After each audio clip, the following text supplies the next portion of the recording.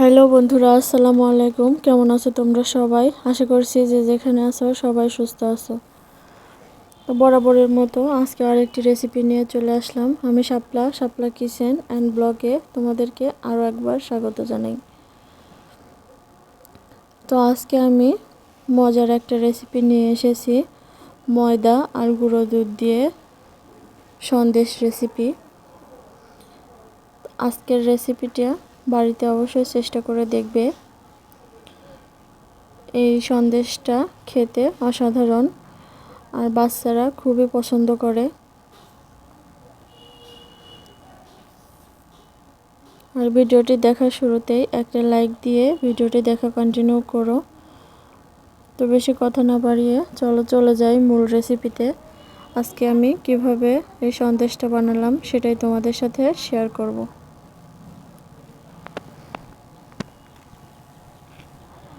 এখানে সন্দেশটা বানানোর জন্য আমি একটা চুলাতে প্যান বসিয়ে দিয়েছি, আর প্যানের মধ্যে সামান্য ঘি দিয়েছি, আর দিয়েছি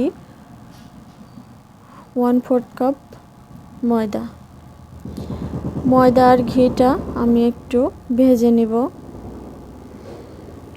চুলার আঁচটা অল্পতে রেখে, লোতে রেখে আমি এই ময়দাটা ভেজে নেব। 2-3 মিনিট সময় নিয়ে ময়দাটা আমি ভালো করে ভেজে নেব।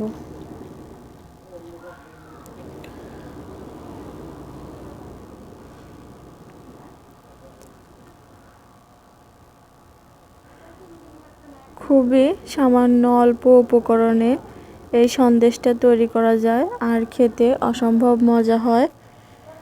আপনারা অবশ্যই বাড়িতে চেষ্টা করে দেখবেন। তো ময়দাটা ভাজা হয়ে গেলে এটাকে আমি নামিয়ে নিচ্ছি, আর প্যানে দিয়ে দিচ্ছি 1 কাপ পরিমাণে লিকুইড তরল দুধ। আজকে আমি এখানে গরুর দুধ ব্যবহার করেছি। তোমরা চাইলে প্যাকেটের দুধও ব্যবহার করতে পারো। আর দিয়ে দিচ্ছি 1/2 কাপ চিনি। চিনিটা তোমরা চাইলে আর একটু কম বা বেশি দিতে পারো।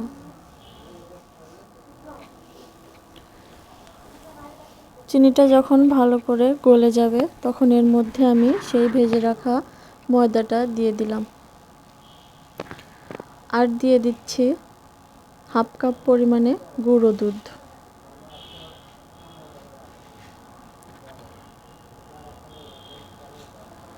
গুঁড়ো দুধটা দিয়ে এভাবে 2-3 মিনিট এটাকে ভালো করে মিশিয়ে নিতে হবে।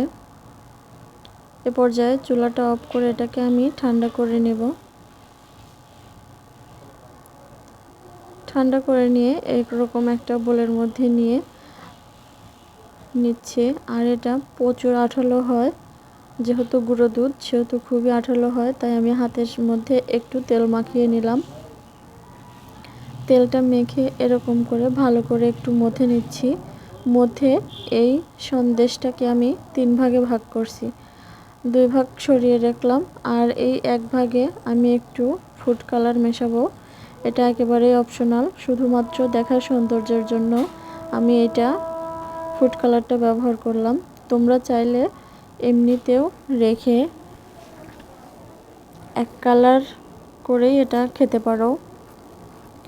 তো আমি একটু ফুড কালার মাখিয়ে নিলাম, আর হাতে আরেকটু তেল নিয়ে এটাকে ভালো করে মেখে নিলাম। আর এখানে একটা ফাঁকা স্পেস নিয়েছি, আর তেলটা মাখিয়ে নিলাম। তেল মাখানোর পরে আমি একটা পলিথিন এইভাবে দিয়ে নেব, না হলে লেগে যাবে। তো আমি এভাবে হাতের সাহায্যে একটু ছড়িয়ে নিচ্ছি।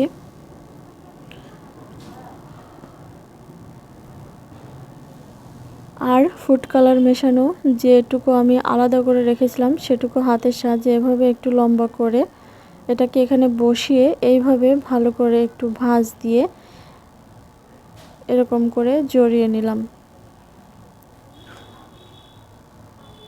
তো এটাকে মাঝখান থেকে আমি আবারও ডাবল ভাঁজ দিয়ে নেব।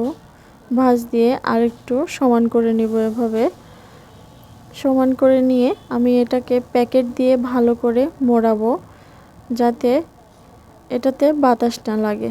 তো এভাবে প্যাকেট মানে পলিথিন দিয়ে ভালো করে মিশিয়ে মুড়িয়ে নিলাম। এভাবে মোড়ানোর পরে আমি এটাকে ডিপ ফ্রিজে রেখে দিব 15 মিনিটের জন্য। ফিরে আসলাম 15 মিনিট পরে। তো এটা আমার একটু শক্ত হয়েছে, তবে আরও 5 মিনিট রাখলে ভালো হতো। তো আমার এমনিতেই নিয়ে আসলাম।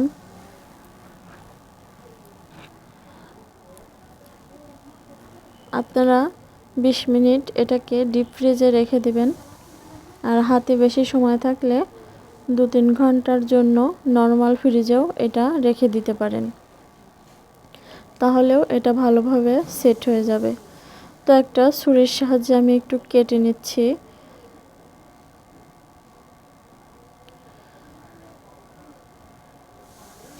দেখুন আমার সন্দেশগুলো এরকম হয়েছে। আপনারা বাড়িতে ট্রাই করবেন। আর রেসিপিটা কেমন লাগলো অবশ্যই কমেন্ট করে আমাকে লিখে জানাবেন। আজকের রেসিপিটা যদি ভালো লেগে থাকে অবশ্যই একটা লাইক, কমেন্ট এবং ফ্রেন্ডস আর ফ্যামিলিদের সাথে শেয়ার করে দেবেন।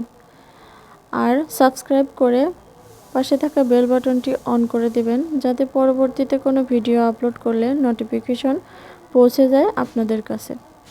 তো আজকের মতো এখানেই বিদায় নিচ্ছি। চলে আসবো অন্য কোনো দিন অন্য কোনো রেসিপি নিয়ে।